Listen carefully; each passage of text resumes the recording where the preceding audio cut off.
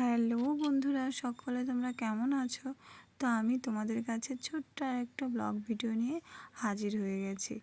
তো দেখো, আজকের ভিডিওতে হচ্ছে হোলির দিনেরই ভিডিও, সেটা আমি তোমাদের আজকে শেয়ার করছি। অনেক দিন বাইরে বেরোয়া হয় না, তো তোমাদের দাদাভাইকে বললাম আমার খুব ফুচকা খেতে ইচ্ছে করছে আর একটু বাইরে বেরোতে ইচ্ছে করছে, আমাকে নিয়ে যাবে? তো সেজন্য আর আমি তো সকাল থেকে রেডি হয়েই বসেছিলাম সেই শাড়ি পরেই।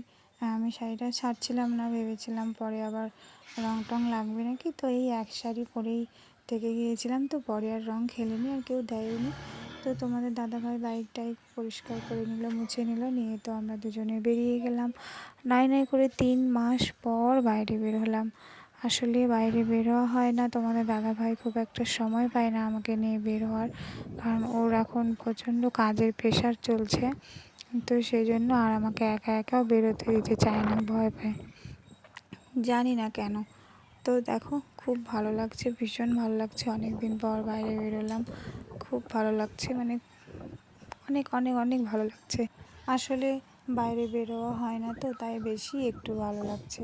বিয়ের আগে যখন আমি বাবার বাড়িতে ছিলাম, তখন আমি একা একা ঘুরতাম, একা একা এখানে যেতাম, ওখানে যেতাম, কলেজে যেতাম, দিদিদের বাড়িতে যেতাম।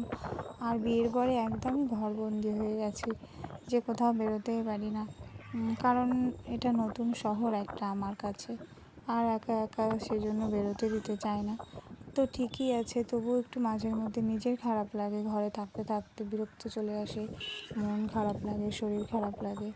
তো এরকম মাঝের মধ্যে একটু মনে হয় বাইরে বেরোয়াটা খুব দরকার, কারণ প্রকৃতির হাওয়া, প্রকৃতির একটা অনুভব, সেটা শরীরের পক্ষে সত্যি খুব একটা মানে ভালো। তো সেটার জন্যই আমার খুব খারাপ লাগে। তো আজকে সেই সুযোগটা পেয়েছি বাইরে বেরোয়ার, তাই খুবই ভালো লাগছে। তো এখানে দেখো, রেড সিগন্যাল পড়ে গেছে, সেজন্য আমরা দাঁড়িয়ে আছি। তো জানি না কোথায় নিয়ে যাচ্ছে তোমার দাদাভাই, গেলেই দেখতে পাবে তোমরা। তো চলো যাই। তো দেখো, একটা ফাঁকা মাঠের মধ্যে আমাকে নিয়ে এসছে। এখানে দুর্গাপুজো হয়, তো এখন সবাই মিলে ক্রিকেট খেলছে, ভলিবল খেলছে, অনেকে এখানে এসে আড্ডা মারছে। তো বলছে একটা ফাঁকা জায়গায় গিয়ে একটু বসি চলো। তো এখানে এসে একটু বসলাম, একটু দুজনে সময় কাটালাম, একটু গল্প করলাম। তারপরে এখানে সময় কাটানোর পর দুজনে মিলে কী করলাম সেটাও তোমাদের দেখাচ্ছি। তো তারপরে এখানে বাদাম ভাজার দোকান বসেছে। তো তোমাদের দাদাভাই বললো চলো বাদাম ভাজা খাই, তাই দেখো আমরা বাদাম ভাজা কিনে নিয়েছি, তো বাড়ি গিয়ে খাবো। তারপরে চলে এলাম ফুচকা খেতে। তো চলো ফুচকাটা খেয়ে নিই, আর ক্যামেরা ধরার মতো কেউ নেই, দুজনেই ফুচকাটা খাবো, সেজন্য আর তোমাদেরকে দেখাতে পারছি না। তো আমার ভিডিওটা তোমাদের কেমন লাগলো অবশ্যই কমেন্টে জানিও। সবাই ভালো থেকো, টাটা।